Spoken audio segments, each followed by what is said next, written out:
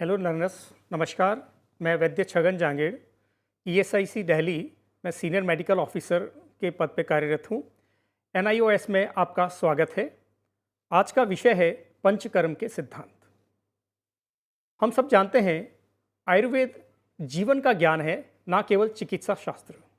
यह विज्ञान, कला और दर्शन का मिश्रण है। पंचकर्म आयुर्वेद चिकित्सा प्रक्रियाओं का एक विशेष समूह है। शरीर से विषाक्त पदार्थों को दूर कर शरीर को स्वस्थ स्थिति प्रदान करने में यह उपयोगी होता है। शरीर की शुद्धि करना, पाचन और चयापचय प्रक्रियाओं में सुधार लाना, यही इसका एक उद्देश्य होता है। पंचकर्म का अगर हम परिभाषा देखें तो पंच का अर्थ है पांच और कर्म का अर्थ है प्रक्रियाएं। यानी पंचकर्म का मुख्य अर्थ हुआ शरीर की आंतरिक शुद्धि के लिए उपयोग की जाने वाली 5 चिकित्सा प्रक्रियाओं को एक साथ लाना। यह मूल रूप से एक शारीरिक स्रोतस शुद्धि विधि है। यहाँ स्रोतस के बारे में हम आगे के चैप्टर में जानकारी लेंगे, जो औषधीय चिकित्सा के लिए बेहतर उपलब्धता यानी बायो अवेलेबिलिटी प्रदान करता है। इसके अतिरिक्त यह दोषों की साम्यता को भी बनाए रखता है। यानी हमारा शरीर जो है ये 3 दोषों से मिलकर बना हुआ है, वो है वात, पित्त और कफ। जब यह अपने रेशियो से इम्बैलेंस हो जाते हैं, यानी जब इनकी साम्यता असाम्यता में बदल जाती है, तभी इसको व्याधि अवस्था बोलते हैं। और उसको सही करने का कर्म पंचकर्म के माध्यम से हम करते हैं। आचार्य चरक, जो आयुर्वेद के 3 मुख्य हमारे ऋषिगण हैं, उनमें से एक, उन्होंने त्रिविध चिकित्सा के रूप में 3 चिकित्सा पद्धतियां बताई। उसमें पहला है निदान परिवर्जन, यानी जिस कारण से आपको व्याधि होती है उस कारण को आप दूर रखें, उस कारण से आप दूर रहें। दूसरा चिकित्सा बताया संशमन, यानी शरीर में दोष अगर विकृत अवस्था में है या उनकी कमी या वृद्धि है तो कोई औषध, आहार या विहार लेकर उसको बैलेंस लाना, वह संशमन चिकित्सा कहलाता है।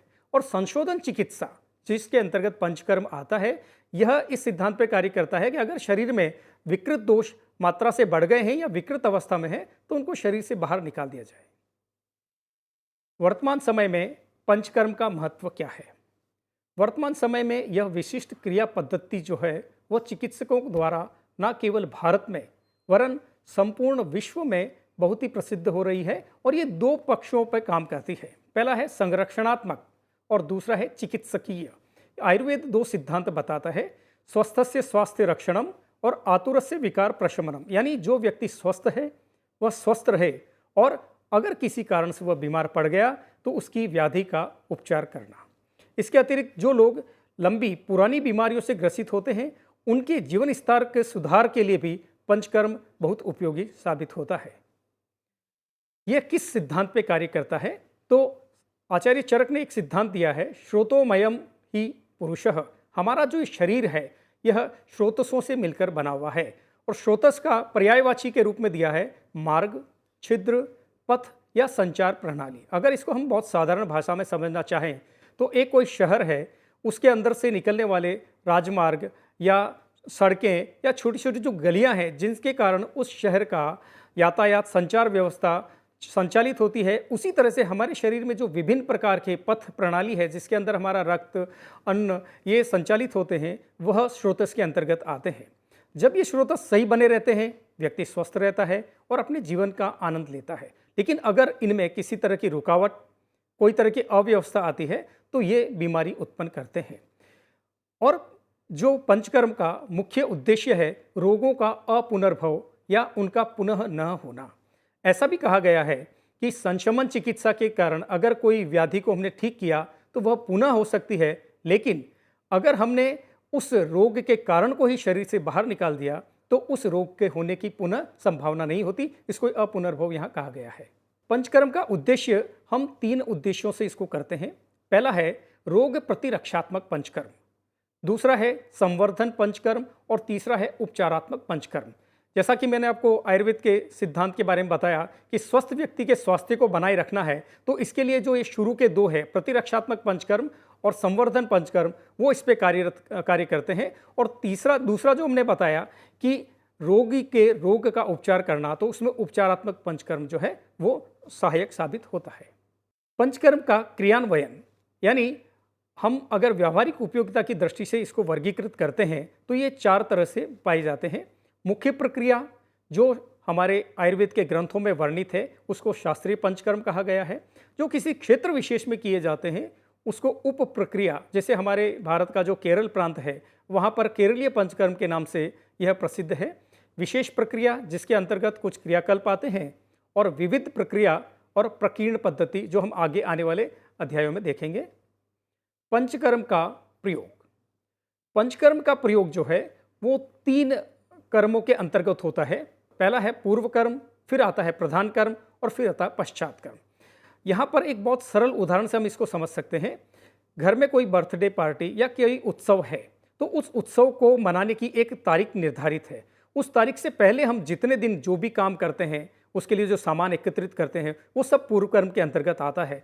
और जिस दिन वह कार्यक्रम है वह दिवस प्रधान कर्म के दिवस के रूप में माना जाता है, और उसके बाद में हम घर में जो जो काम करते हैं वो पश्चात कर्म के अंतर्गत आता है। इसी तरह से प्रधान कर्म करने के लिए, यानी पंचकर्म के जो प्रधान कर्म है उसको करने के लिए पहले पूर्व कर्म किया जाता है, और उसके बाद होने के बाद हमें क्या क्या डूज और डोंट्स, क्या क्या ध्यान रखने वाली बातें हैं वो इसमें किया जाता है। इसके 3 विभाजन जो है उसको और आगे हम विभाजित करते हैं। पूर्व कर्म के अंतर्गत 4 चीजें आती है: दीपन, पाचन, स्वेदन और स्नेहन। दीपन का अर्थ है किसी चीज को प्रज्वलित करना, यानी हमारे शरीर में दीपन का अर्थ है हमारी जो अग्नि है, हमारी जो डाइजेस्टिव पावर है उसको बढ़ाना। पाचन जो है वो भी उसके अंतर्गत ही आता है कि हमने कोई औषध या आहार लिया है और वो नहीं पच पा रही है तो उसको पाचन करने के लिए, ताकि अगर वो अपचित अवस्था में रही तो व्यक्ति आगे के प्रधान कर्म में नहीं जा पाएगा। स्वेदन और स्नेहन हम आने वाले आगे अध्याय में देखेंगे। और प्रधान कर्म जो है उसमें आपके 5 कर्म जो पंचकर्म के नाम से प्रसिद्ध है: वमन, विरेचन, बस्ती, नस्य और रक्त मोक्षण। और पश्चात कर्म के अंतर्गत कवल, गंडूश, ये 2 जो विधा है इसमें आयुर्वेदिक क्वाथ या आयुर्वेदिक औषध का कल्क जो है पेस्ट रूप में वो हम मुख में रखते हैं। और संसर्जन कर्म जो है इसके अंतर्गत इंडोर फैसिलिटी के तहत उस मरीज को जिसका हमने प्रधान कर्म किया है उसके औषध और आहार की व्यवस्था की जाती है। और अंतिम है धूमपान। ये धूमपान जो है ये आयुर्वेदिक औषधियों से बना हुआ एक धूम होता है जिसको नाक से ग्रहण करते हैं। मुख्य प्रक्रिया में 5 जो क्लासिकल पंचकर्म है उसमें पहला है वमन। वमन कफ रोगों के लिए किया जाता है, और वमन का शाब्दिक अर्थ अगर आज के अर्थ में देखें तो यह एक इंड्यूस्ड एमेसिस होता है जिसमें हम औषध द्रव्य देकर उस व्यक्ति के आमाशय के अंदर इकट्ठे हुए कफ को बाहर निकालते हैं। विरेचन जो है वो पित्त रोगों के लिए श्रेष्ठ माना गया है, और जब शरीर में पित्त बढ़ जाता है तो एसिडिटी, अजीर्ण, इवन अल्सर तक की व्याधियां शरीर में हो जाती है, तो उसको निकालने के लिए विरेचन द्रव्यों का उपयोग किया जाता है। और इसको अगर साधारण भाषा में हम समझना चाहें तो इसको हम कहते हैं दस्त लगाना, यानी औषध देकर शरीर में जो रुके हुए पित्त वाले द्रव्य हैं उनको बाहर निकालना। तीसरा है बस्ती कर्म। बस्ती को वात रोगों के लिए सर्वश्रेष्ठ माना गया है, और ये पक्वाशय ग्रंथ जो हमारा एरिया है जहाँ पर वात प्रधान रूप से पाया जाता है वहाँ उन रोगों को शमन करने के लिए ये काम आता है। नस्य कर्म जो है वो हमारा जो ग्रीवा का भाग है, गर्दन और ऊपर का जो शीर्ष का भाग है, उसके अंदर जो भी दोष, जो भी व्याधियां हैं उनको दूर करने के लिए नस्य कर्म का उपयोग किया जाता है। और इसके अंतर्गत हमारा जो नासा द्वार है इससे औषध को प्रयुक्त कराया जाता है। और अंतिम और 5वां जो है वो है रक्त मोक्षण, जो शरीर में रक्तगत और अन्य कई व्याधियों के लिए उपयोगी होता है। उप प्रक्रिया जो केरलीय पंचकर्म है इसके अंतर्गत सुख, स्नेहन और स्वेदन। यहाँ सुख शब्द का अर्थ यह है कि जो आसानी से किसी भी व्यक्ति को हम करा सकते हैं। पिंड स्वेद यह एक तरह की स्वेदन की प्रक्रिया होती है जिसमें औषध को पिंड के स्वरूप में उपयोग करके शरीर में से स्वेद को बाहर निकालना, यानी पसीने को बाहर निकालना होता है। सर्वांग धारा पूरे शरीर में ऊपर से एक नियमित ऊंचाई से शरीर पर, चाहे वो तेल हो, तक्र हो यानी छाछ, या दूध हो, या साधारण क्वाथ को शरीर के ऊपर एक निश्चित ऊंचाई से गिराना, ये सर्वांग धारा कहलाता है। और वही जब एक निर्धारित हमारा जो सिर का रंध्र है जहां हम टीकी लगाते हैं, यहाँ पर जब वो शिरोधारा को हम नियमित रूप से गिराते हैं तो उसको शिरोधारा कहते हैं। और एक बात यहाँ मैं बताना चाहूँगा कि ये शिरोधारा जो है ये पूरे विश्व में आयुर्वेद के एक सिंबल के रूप में बहुत प्रचारित किया गया है। हम भारत में भी देखते हैं कि बहुत सारे चिकित्सक अपने क्लिनिक के लिए अगर कोई चित्र उपयोग करते हैं नहीं करते हैं, लेकिन ये शिरोधारा का जो है वो सबसे ज़्यादा उपयोग किया जाता है और ये मानस रोग, अनिद्रा, इस तरह की व्याधियों में ये बहुत कारगर साबित होता है। तीसरा है, इसके बाद आता है शिरोबस्ती। शिरोबस्ती के अंतर्गत सिर के ऊपर एक चमड़े की या इस तरह का जो मटेरियल जिसमें से पानी तेल बाहर ना निकले, एक कैप बना के सर पे लगाते हैं और उसके अंदर औषधीय युक्त द्रव्य या तेल या स्नेह द्रव्य उसमें भरकर उसको सर पे रखते हैं, जिससे हमारे सिर में, चूंकि हम जानते हैं कि हमारी जो 5 ज्ञानेंद्रियां हैं उसमें से 4 ज्ञानेंद्रियां और हमारी त्वचा तो चूंकि सारी ज्ञानेंद्रियों के साथ ही है, तो ये पांचों ज्ञानेंद्रियों पर काम करने के लिए सर्वश्रेष्ठ माना जाता है। और लेपम के अंतर्गत अलग अलग औषधियों के लेप बनाकर शरीर के जिस हिस्से पर तकलीफ है वहां पर इसको लगाते हैं और अगर सर्वांग में, पूरे शरीर में दिक्कत है तो पूरे शरीर पर भी इस लेप का प्रयोग किया जाता है। विशेष प्रक्रिया क्रियाकल्प। आंखों की देखभाल और उपचार के लिए रूपरेखित और वर्णित किया जाता है इसको, और नेत्र संबंधी जो भी बीमारियां होती है उसके लिए इसको उपयोग करते हैं।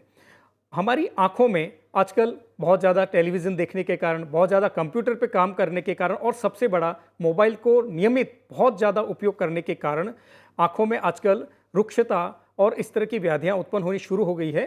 तो आयुर्वेद में इसके बहुत कारगर उपचार है और उसमें एक क्रियाकल्प जो है बहुत उपयोगी साबित होते हैं।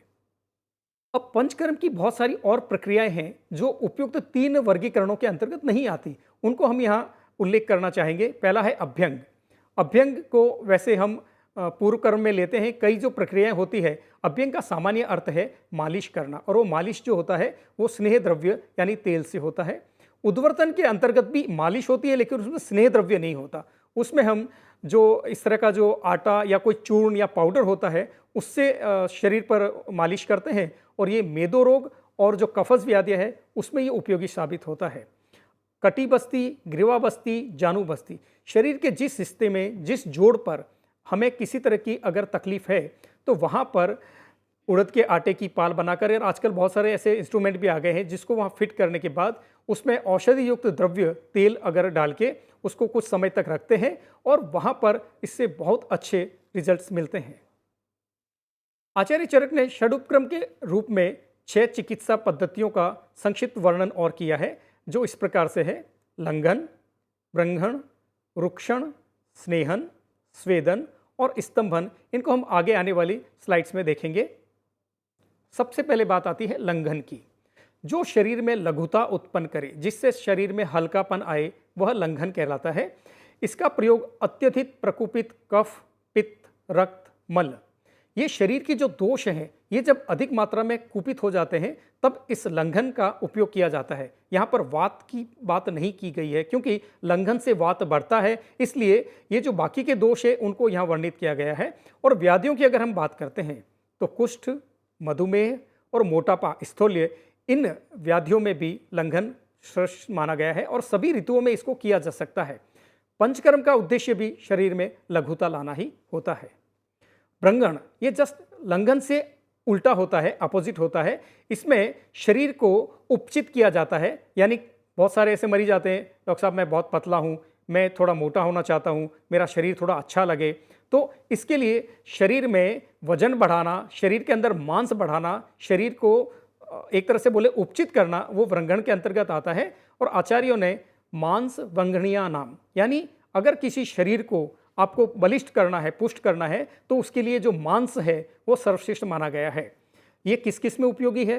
क्षतक्षीण, यानी जिन लोगों को बहुत भयंकर लंबी व्याधि के बाद जिनका शरीर एकदम क्षीण हो जाता है, वृद्धावस्था, दुर्बल, जो लोग जन्म से ही दुर्बल होते हैं, इन लोगों में प्रतिदिन इसका उपयोग करा सकते हैं। ऐसे ही जो लोग बहुत ज़्यादा इंडल्जेंस रहते हैं, संभोग की प्रक्रियाओं में, जो लोग बहुत ज़्यादा शराब पीते हैं, उन लोगों में भी सभी ऋतुओं में व्रंघन कराया जा सकता है, लेकिन सामान्य व्यक्ति को ग्रीष्म ऋतु में ही व्रंघन का उपयोग कराना चाहिए। रुक्षण, शरीर में रुक्षता को लाना, यानी बहुत सारे लोग ऐसा शिकायत करते हैं कि हमारे शरीर बहुत ऑयली, हमारी स्किन बहुत ऑयली है, हमारा शरीर में से बहुत ज़्यादा स्नेह बाहर निकलता है, तो उन लोगों के लिए इस तरह के रुक्षण द्रव्य, रुक्षण आहार विहार उनको कराया जाता है। मर्म स्थान के जो प्रमुख रोग हैं, आयुर्वेद में 100 से ज़्यादा मर्म स्थल बताए गए हैं, उनमें जो भी व्याधि होती है, उरुस्तंभ, यह एक पैरों की व्याधि है जिसमें हमारा जो उरु क्षेत्र है, जंगा वाला एरिया है, वहाँ पर बहुत दर्द होता है, पेशेंट अपने पैर को उठा नहीं पाता है। और अन्य इस तरह की व्याधियों में रुक्षण कर्म जो है वो श्रेष्ठ रहता है, अति उपयोगी होता है। रुक्षण से जस्ट अपोजिट है स्नेहन कर्म। वे सभी उपाय और विधि जो शरीर को स्निग्ध यानी स्नेहमय बनाए उसको हम स्नेहन कहते हैं। आजकल बहुत सारे मरीज आके बोलते हैं, डॉक्टर साहब हमें ऐसा कहा गया कि आपके घुटनों में ग्रीस कम हो गया। ये साधारण भाषा में पेशेंट आके बोलता है, यानी ग्रीस कम हो गया इसका मतलब क्या है कि जब हम घुटना हमारे शरीर के अंग हिलाते हैं तो उसमें चट चट की आवाज़ आती है और ऐसा लगता है कि उसमें जंग लग गई है। ऐसे व्याधियों को हम स्नेह द्रव्य अभ्यंतर यानी हम बाहर से उसकी मालिश वगैरह करके उसको बाह्य बोलते हैं, और अभ्यंतर के अंतर्गत हम उसको शरीर में स्नेह के रूप में उपयोग करा के, चाहे वो खिचड़ी में घी मिलाकर देना है या कोई स्नेह कल्पना उनको देना है, इस तरह से उसको उपयोग करते हैं। मदात्य, जो लोग बहुत ज़्यादा शराब पीते हैं या बहुत ज़्यादा जो इस तरह की गतिविधियों में रहते हैं, चिंता वात वृद्धिया यानी चिंता से शरीर में वात की वृद्धि होती है, ऐसा कहा गया है। तो जो लोग बहुत ज़्यादा चिंता करते हैं, चिंतन का कार्य जो बहुत लोग करते हैं, उन लोगों को नित्य स्नेहन का उपयोग करना चाहिए। स्वेदन, शरीर से पसीना बाहर निकालना। हम अक्सर देखते हैं कि हम बहुत ज़्यादा जब व्यायाम करते हैं तो हमारे शरीर से स्वेद बाहर आता है। यह जब हम आयुर्वेदिक तरीके से इसको करते हैं तो इस प्रक्रिया को स्वेदन कहते हैं। इस स्वेदन के कारण शरीर में जो स्टिफनेस, अकड़न होती है, शरीर में जो भारीपन होता है वह दूर होता है और ठंड में आराम दिलाते हैं। इससे जैसे किसी व्यक्ति को बहुत ज़्यादा ठंड लगी हुई होती है तो हम उसको क्या बोलते हैं, आओ बेटा कंबल ओढ़ के बैठ जाओ, या आप गरम गरम चाय पी लो, या आप गरम गरम सूप पी लो। ये सब क्या है, ये स्वेदन का एक तरीका है जिससे शरीर से स्वेद बाहर निकलता है और हमको इन जो हमारी शरीर की स्थितियां हैं उनमें आराम पड़ता है। स्तंभन, किसी चीज को रोकना। जैविकीय द्रव्य जो तरल पदार्थ हमारे शरीर में होते हैं जिसमें मूत्र, मल, श्वेद, रक्त इत्यादि, इसके प्रवाहन को रोकना ही स्तंभन कहते हैं। अगर हम इसको बहुत साधारण भाषा में समझे, हमारे शरीर में जब हम दाढ़ी बनाते समय कट जाता है तो हम क्या करते हैं, फिटकरी का उपयोग करते हैं। वो फिटकरी जो है रक्त स्तंभक होती है और ब्लड को, हमारे खून को रोकने को तुरंत रोक देती है। ऐसे कई मरीज आते हैं, साहब सुबह से बहुत सारे दस्त लग रहे हैं, तो उस समय हम आयुर्वेदिक औषध स्तंभन द्रव्य देके उस मल को यथोचित मात्रा में कैसे वो रुके। अगर हम शुरू में ही रोक देते तो व्याधि कर देता है, लेकिन जब हमें ऐसा है कि सर मेरे को सुबह से 4-5 वेग आ गए हैं, तब अभी शरीर से ज़्यादा तरल पदार्थ का क्षति ना हो, तो उस अवस्था में हम स्तंभन द्रव्य उनको देते हैं।